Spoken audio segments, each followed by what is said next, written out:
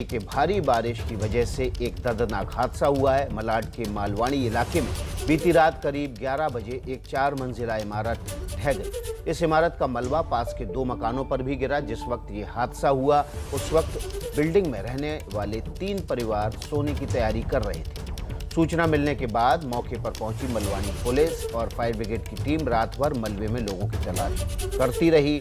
अब तक मलबे से 18 लोगों को निकाला गया है, जिसमें 11 लोगों की मौत हो गई है। सबसे दुख की बात यह है कि मरने वालों में 8 बच्चे हैं। 7 घायलों को BDBA नगर के जनरल हॉस्पिटल में भर्ती कराया गया।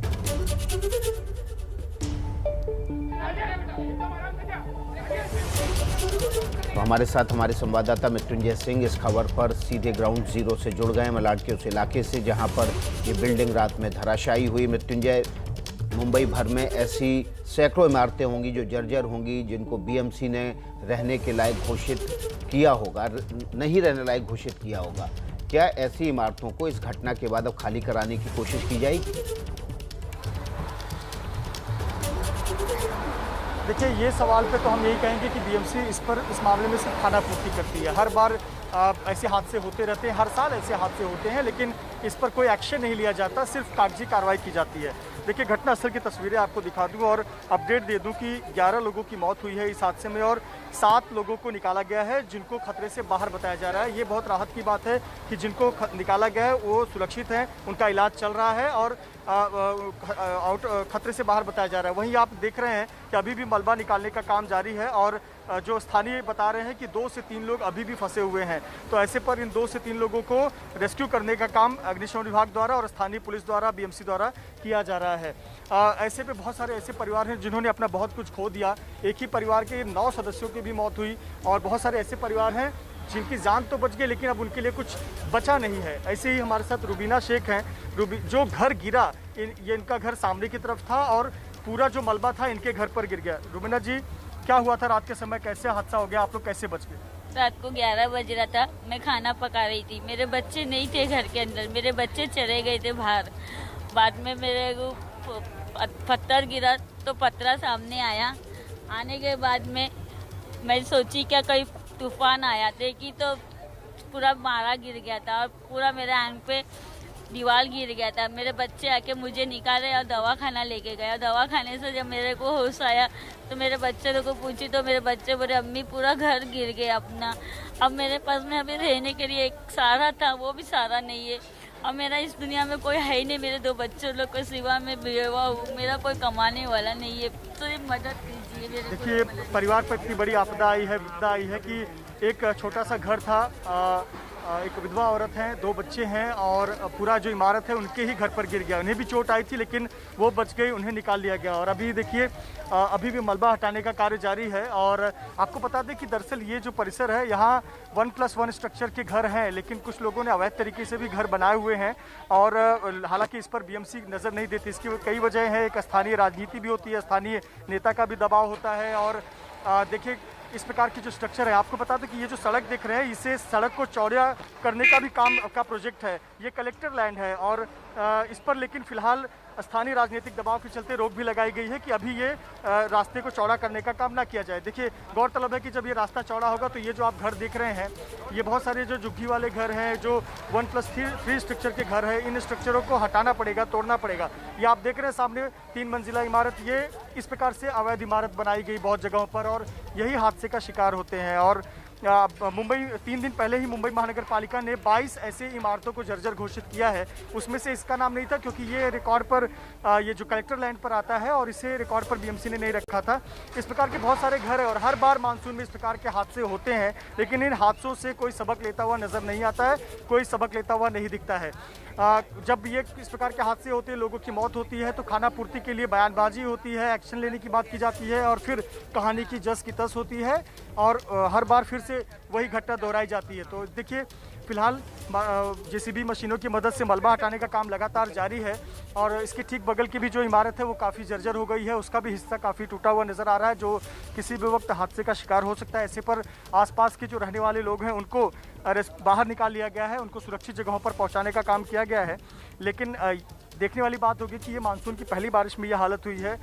मुंबई महानगर पालिका जी। प्रशासन ये कैसे सुनिश्चित करेगा कि इस प्रकार के जितने घर हैं या इस प्रकार के हालत में रहने वाले लोग हैं उनकी जान पर ना बनाए या उन्हें सुरक्षित रखा जाए, इसके लिए बीएमसी क्या एक्शन ग्राउंड पर लेती है, इस पर सभी की नजर होगी। जी मृत्युंजय, हम एबीपी न्यूज़ के तौर पर एक सवाल भी कुछ उठा रहे हैं इस पूरे हादसे पर, वो भी दिखाएंगे, लेकिन मृत्युंजय आप बने रहिए। उससे पहले हम आपको दिलीप सावंत एडिशनल सीपी हैं मुंबई के, इस इलाके के मलाड में मकान गिरने की इस घटना पर उन्होंने कुछ आधिकारिक तौर पर कुछ बयान जारी किया है, वो हम आपको दिखा देते हैं।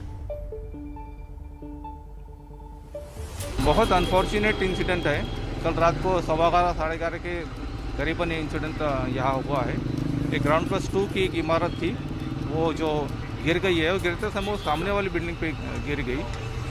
उसमें कल रात से 18 लोगों को रेस्क्यू किया गया वहाँ से। उसमें से अभी तो सुबह तक 11 लोगों की मौत हो गई है और 7 लोग उसमें के इंजर्ड हैं। उस घटने की पूरी तहकीकात पुलिस करेंगे, जो कुछ भी कानूनी कार्रवाई करनी है वो ज़रूर हम करेंगे। तो बड़ा सवाल ये है कि अब दुख सिखाने से क्या होगा। जिस वक्त समय रहते पुलिस और प्रशासन को कार्रवाई करनी चाहिए थी, उस वक्त क्यों नहीं की गई। 22 और इमारतें ऐसी हैं जो जर्जर हैं, क्या उनको खाली कराया गया है। कई अहम सवाल हैं जो उठ रहे हैं। सीधे मृत्युंजय के पास चलते हैं। मृत्युंजय, इस इलाके में जहां आप खड़े हैं, लग रहा है कि और भी कई इमारतें हैं जो अवैध तरीके से बनाई गई हैं और जर्जर भी हैं। निश्चित तौर पर, और ये पूरा जो इलाका है वो कलेक्टर लैंड कहलाता है। कलेक्टर लैंड पर ये इमारत बने हुए हैं और इस यहाँ रहने वाले लोग 1+1 स्ट्रक्चर तक की इजाज़त दी गई है कि वो एक मंजिल बनाकर रह सकते हैं। लेकिन थोड़ा आप नज़र दौड़ाएं, जहाँ का हमारे कैमरे के लेंस पर नज़र जा रही है, आपको एक मंजिल से ज़्यादा ऊंची मंजिल नजर आएगी। एक सामने आप तस्वीरों में एक इमारत देख रहे हैं, इसी प्रकार की इमारत थी जो ढह गई। तो आप कल्पना करिए कि जब इस प्रकार का सीमेंट नहीं लगा हुआ है, दीवार पर लगातार बारिश होती रहेगी, लगातार मूसलाधार बारिश होगी, तो दीवार जर्जर हो जाती है और रहने वाले लोगों को अंदाज़ा नहीं होता कि घर अब रहने योग्य नहीं है, जर्जर हो चुकी है। और इन सब घरों का कोई स्ट्रक्चरल ऑडिट नहीं होता है और इसको लेकर कोई रिपोर्ट भी नहीं दी जाती है। तो जब यही वजह होती है कि जब लगातार तेज़ बारिश होती है तो इस प्रकार के हादसे हो जाते हैं। देखिए, जो इमारत गिरी है उसके ठीक बगल की ये इमारत, जिसकी देखिए खिड़कियाँ उखड़ गई हैं, और ये जो बिल्डिंग है इसी तरह की बिल्डिंग थी और देखिए कैसे गाटर लगाकर 3 मंजिला इसे बना दिया गया था। तो निश्चित तौर पर इन इमारतों में जो रहेगा उसकी जान पर बनाएगी। आप इमारत देख रहे हैं कैसे हालत में है। यही ठीक बगल की बिल्डिंग थी जो हादसे का शिकार हुई, जो ढह गई। और जब वो बिल्डिंग गिरी तो सामने वाले स्ट्रक्चर पर गिरा और उसमें भी कई लोग चपेट में आए और उनका भी घर जो है वो धराशायी हो गया, कई लोगों की जान चली गई। 11 लोगों की मौत हुई है और अभी भी स्थानीय जो बता रहे हैं कि 2 से 3 लोग अभी भी मलबे में फंसे हैं, जिनको निकालने के लिए अग्निशमन विभाग और बीएमसी के कर्मचारी लगातार काम कर रहे हैं। पर इस पूरे हादसे में सिर्फ राहत की बात यह है कि जो 7 लोग अस्पताल में भर्ती किए गए हैं वो सभी खतरे से बाहर बताए जा रहे हैं, उनका इलाज चल रहा है। पर प्रयास यही है कि जल्द से जल्द रेस्क्यू ऑपरेशन किया जाए, मलबा हटाया जाए, ताकि जो मलबे के भीतर दबे हुए लोग हैं उन्हें निकालकर उचित इलाज दिया जाए।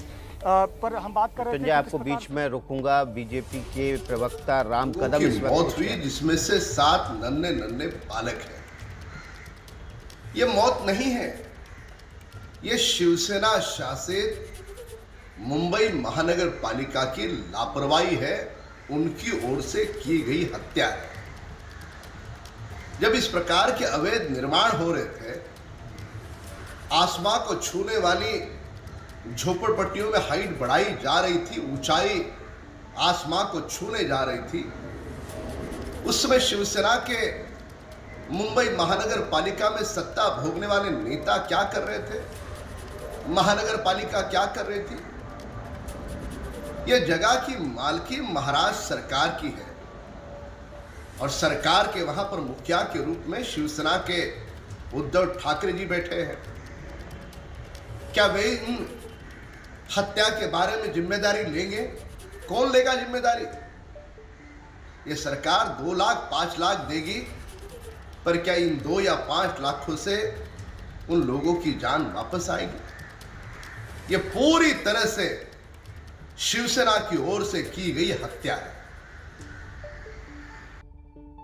कदम कह रहे हैं कि ये पूरी तरह से हादसा नहीं है, हत्या है, और इसके लिए वे शिवसेना और बीएमसी को जिम्मेदार ठहरा रहे हैं। मौके की तस्वीरें आप देख रहे हैं जहां पर ये हादसा हुआ। एक 3 मंजिला इमारत तेज़ बारिश के बाद गिर गई और ये इमारत जब गिरी तो सामने वाली मकान पर भी गिरी और उस मकान को भी पूरी तरह से जमींदोज कर दिया गया। हमारे साथ कुछ चश्मदीद हैं जिन्होंने इस इमारत हादसे इसके बारे में चश्मदीद को भी हम आपको सुनवाएंगे। चश्मदीद की भी बातें आपको बताएंगे। इमारत हादसे में मारे गए 11 लोगों में से 9 एक ही परिवार के सदस्य थे। इन्हीं में से एक सदस्य मोहम्मद रफ़ी बाल बच गए, क्योंकि वो कुछ मिनट पहले ही दूध लेने के लिए घर से बाहर निकले थे। लौटे तो घर की जगह मलबे का ढेर मिला।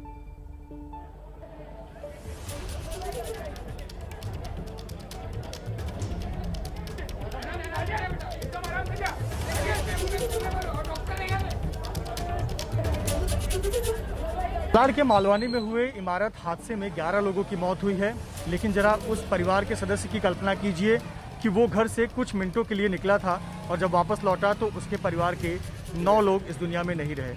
मोहम्मद रफ़ी जी हमारे साथ हैं, जिनके परिवार के 9 लोग का इंतकाल हुआ।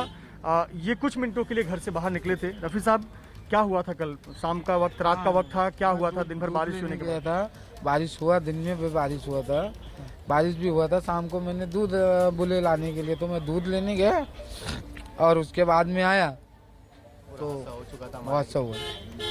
कौन कौन परिवार में आप लोग कितने लोग थे? परिवार में 9 लोग थे सर। कौन कौन? 9 लोग। मैं, मेरी औरत थे, मेरा भाई था, भाई की औरत थी और 6 बच्चे थे। जो लड़के थे, 4 लड़की थी। कैसे आप लोग का घर बसर कैसे चलता था, गुजर कैसे चलता था? सर अगले लॉकडाउन से नहीं, काम भी कुछ चलता नहीं था। भाई था हमारा, जो भी मिलता था काम कर लेता था। हेल्पर काम करते थे। घर की कंडीशन कैसी थी, मतलब जर्जर हो गई थी या कुछ हालत? कंडीशन तो अच्छा था। अगर घर का मतलब जो है घर का अच्छा था। एक गुट ठंडा पानी, बहुत ठंडा पानी रहता बहुत ठंडा है पूरा ठंडा पानी जी। सादा पानी। घर की कंडीशन क्या थी? घर की कंडीशन अच्छा था। अगर मुझे घर के कुछ मिस्टेक लगता है या गड़बड़ रहता तो खाली कर देते। घर बिल्कुल मतलब जो कंडीशन अच्छा था। अचानक ऐसा हुआ, कैसे क्या हुआ ऊपर वाला जान सकते, क्या बोलूं। दिन